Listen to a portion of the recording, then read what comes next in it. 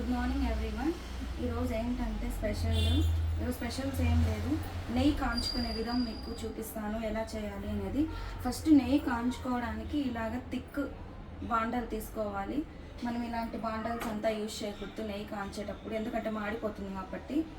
తర్వాత నెయ్యికి కావాల్సిన ఇంగ్రీడియంట్స్ ఏంటంటే మీగడ బాగా రోజు మనము ఎత్తి బాక్స్లో పెట్టి స్టోర్ చేసి ఫ్రిడ్జ్లో పెట్టేసేయాలి.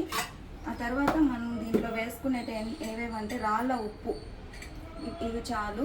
ఆ తర్వాత లేత తమలపాకు, లేత కరివేపాకు, లేత మునగాకు. ఇవి వేయడం వల్ల ఏమవుతుందంటే నెయ్యిలో మంచి స్మెల్, ఆ తర్వాత చాలా బాగుంటుంది టేస్ట్ కూడా.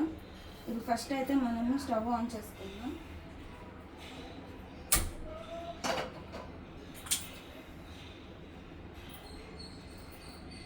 ఇప్పుడు ఈ పాల మీగడంతా కూడా దీంట్లో వేసేసుకొని సిమ్ములోనే జరగాలన్నమాట. ఇదంతా ప్రాసెస్ అంతా హైలో మాత్రం పెట్టకూడదు. హైలో పెట్టడం వల్ల ఏమవుతుందంటే త్వరగా కిందంతా మాడిపోతుంది. అట్లా లేకుండా మనము సిమ్ములోనే, మామూలుగా అయితే మేము 2 బాక్సెస్ అలాగా ఈ పాల మీగడని తీసి పెట్టి దాన్ని మిక్సీకి వేసేవాళ్ళము. మిక్సీకి వేసి ఆ తర్వాత నెయ్యి కాంచేవాళ్ళము. ఇప్పుడు ఏమంటే ఒక బాక్స్తోనే చూడండి ఇలాగా ఉంటలు లేకుండా బాగా కలబెడుతూ ఉండాలి. ఉంటలు కట్టకూడదు. ఇది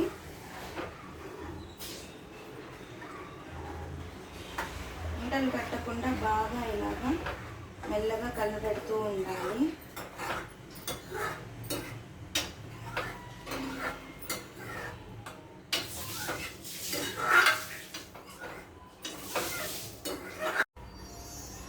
చూడండి ఇలా కలుపుతూ ఉండాలి. ఇలా కలుపుతూ ఉండడం వల్ల ఏమవుతుందంటే ఉంటలు కట్టకుండా మాడకుండా నెయ్యి అనేది మంచి వాసనతో మంచి కలర్తో వస్తుంది.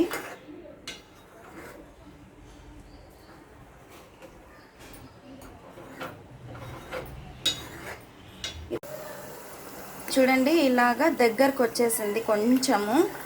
ఇప్పుడు ఏం చేయాలంటే ఇలా వచ్చేసినప్పుడు కొంచెం తేలినప్పుడు, నెయ్యి కొంచెం పైకి తేలినప్పుడు, ఇప్పుడు మనము పక్కన పెట్టుకున్నాం కదా ఉప్పురాయి, తమలపాకు, కరివేపాకు, తర్వాత మునగాకు, అవన్నీ వీటిలో వేసేసుకోవాలి.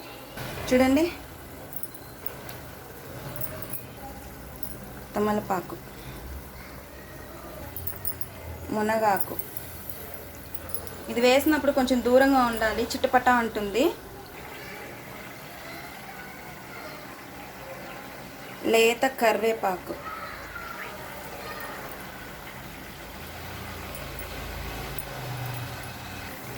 ఇలా తిప్పుకోవాలి బాగా.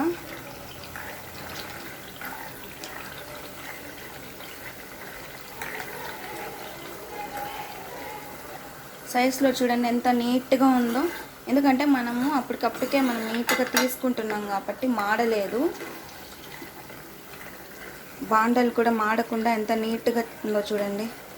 ఇలా కలబెట్టుకుంటూ ఉండాలి. లేట్ ప్రాసెస్ కానీ తప్పదు.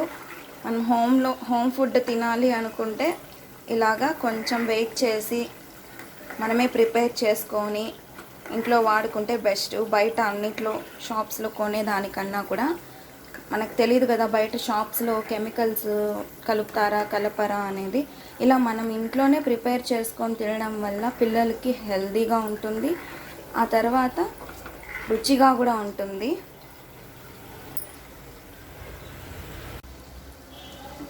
చూడండి నెయ్యి ఎంత మంచి కలర్లో వచ్చిందో, సూపర్ ఉంది కదా.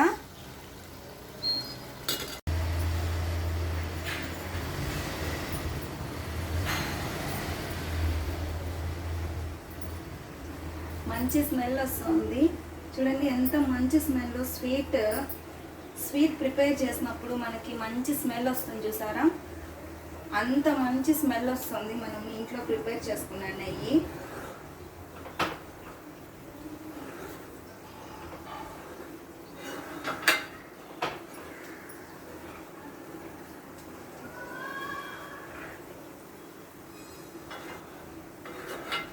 ఇలా ఎంతమంది ఇంట్లో నెయ్యి కాంచుతారు? సో నెయ్యి అయిపోయింది, ఆఫ్ చేసేస్తున్నాను.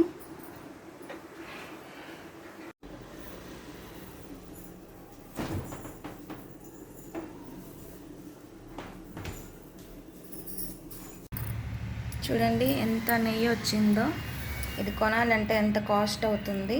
ఇప్పుడు ఈ నెయ్యిని మనం పక్కకు తీసాం కదా, అది వేడిగా ఉంది, ఇప్పుడు మాడిపోతుంది అనేసి నేనేం చేస్తున్నానంటే ఒక సపరేట్ గుండంలో వాటర్ తీసుకొని దాన్ని దీంట్లో పెడుతున్నాను చల్లబడడానికి. ఎందుకంటే ఎక్కువ హీట్ ఉండడం వల్ల ఏమవుతుందంటే మాడిపోతుంది నెయ్యి.